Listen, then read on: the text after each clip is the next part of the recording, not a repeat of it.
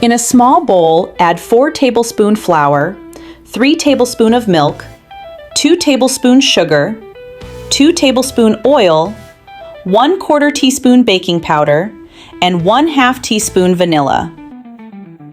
Mix until the batter is smooth.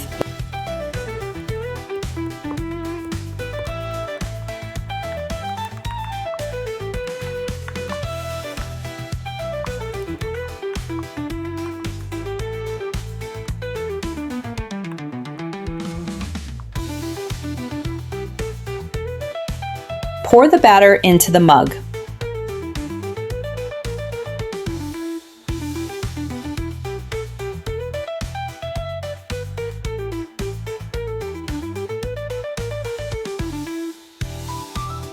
Microwave for 60 to 90 seconds, checking at 60 seconds. The cake is done when the top looks set and springs back lightly when touched.